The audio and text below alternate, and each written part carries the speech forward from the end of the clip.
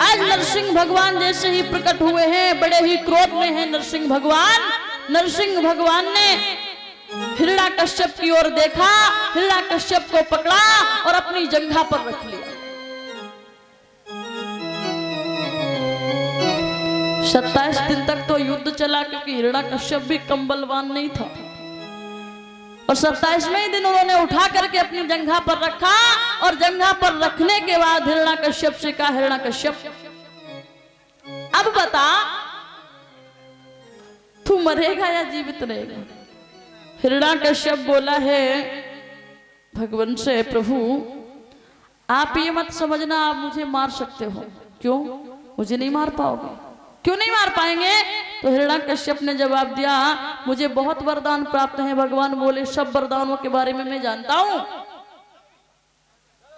हिरण्याकश्यप ने कहा, मुझे ये वरदान मिला कि मैं ना दिन में मरूंगा ना रात में। भगवान ने हिरण्याकश्यप से कहा, एक बात बताओ, ये दिन है या रात है? इधर उधर देखा महाराज, ना दिन है ना रात है। फिर बोले, संध्या का समय है। एक वरदान तो गया। हाँ हाँ, तो क्या हुआ? अभी और बाकी है। बोले, मुझे वरदान मिला कि मैं ना अंदर मरूंगा ना बाहर। प्रभु ने जवाब दिया, एक बात बताओ, तुम अंदर हो या बाहर?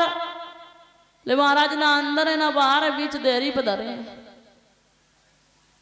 फिर भी नहीं मरेंगे। क्यों? मुझे ये वरदान मिला है कि मैं ना ऊपर मरूंगा ना नीचे। भगवान ने कहा, जरा देख सही ऊपर है या नीचे? बोले, ना तो मैं जमीन पे हूं ना आकाश में हूं। बोले, फिर मैं आपकी जंघा पे हूं। जवाब दिया, तब तो मरना पड़ेगा। हिरण्याकश्यप ने कहा, अभी नहीं मार सकते हो। क्यों? क्योंकि मुझे ये वरदान मिला, ना मैं अस्त्र से मरूंगा ना शस्त्र से। भगवान ने बड़े बड़े नाखून दिखाए, बोले, ये अस्त्र है या शस्त्र? महाराज, ना ये अस्त्र है ना शस्त्र। बोले, फिर तो मरना ही पड़ेगा। बोले, मुझे ये वरदान मिला, ना मैं जीवित से मरूंगा ना मुर्दे से मरूंगा। भगवान ने नाखूनों को दिखाया, बोले, ये जिंदा है या मुर्दा?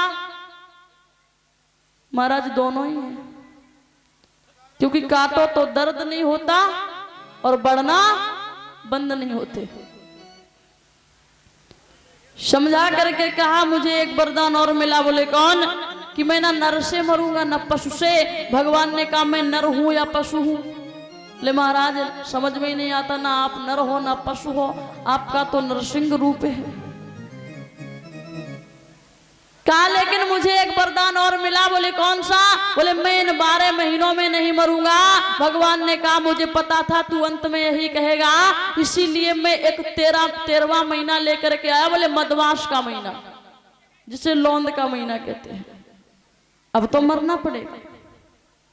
उसी समय भगवान ने हिरण्याकश्यप के सीने को दोनों हाथों से चीर दिया और हिरण्याकश्यप का देहांत हो जाता है।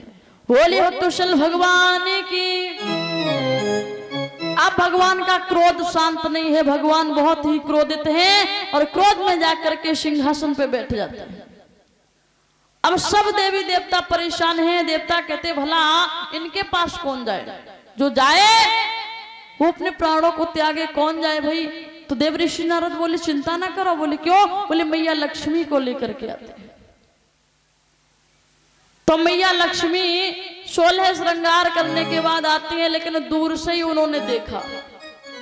मैया लक्ष्मी वापस लौट आई। बोले, हमारी ताकत नहीं है जो इनके पास जा सके और इन्हें मना सके, क्योंकि मैया लक्ष्मी ने कभी भगवान को क्रोधित नहीं देखा था, कभी। एक दिन मैया लक्ष्मी ने सिंधु सागर में भगवान से ये कहा, प्रभु आपको मैंने क्रोध में कभी नहीं देखा है, आपका रौद्र रूप कैसा है मैंने कभी नहीं देखा। भगवान ने कहा, चिंता मत करो, जब समय आएगा तब वो भी देख लेना। आज मैया लक्ष्मी भी वापस लौट आई। तब देव ऋषि नारद ने कहा कि अब केवल एक ही ऐसा है जो इनके क्रोध को शांत कर सकता है। बोले, कौन? प्रहलाद। प्रहलाद को भेजा। आज प्रहलाद जैसे ही जाते हैं, भगवान ने अपने भक्त को देखा, सीने से लगा दिया। और भगवान ने अपने भक्त को सीने से लगाया, क्रोध का पता भी नहीं चला कहां चला गया। अपनी जिह्वा से प्रहलाद को मुख को चाटते हैं भगवान और प्रहलाद से कहा लाला तू वरदान मांग ले। प्रहलाद ने कहा प्रभु सिर्फ अपने दर्शन देते रहना और देना चाहते हो मेरे पिता को अपनी शरण में थोड़ी सी जगह दे देना। भगवान ने कहा तेरे पिता तो मेरे हाथों से मारे गए, इसलिए उन्हें तो शरण मिल चुकी है, अपने लिए कुछ मांग ले। जवाब दिया मेरे लिए कुछ नहीं चाहिए प्रभु, सिर्फ अपने दर्शन देते रहना। भगवान ने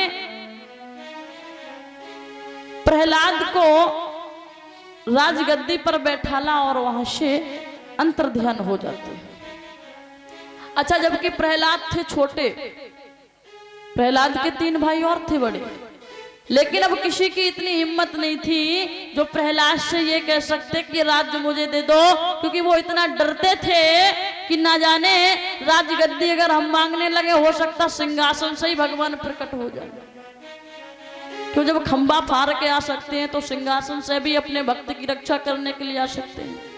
इसीलिए डर की वजह से एक भी नहीं बोलते।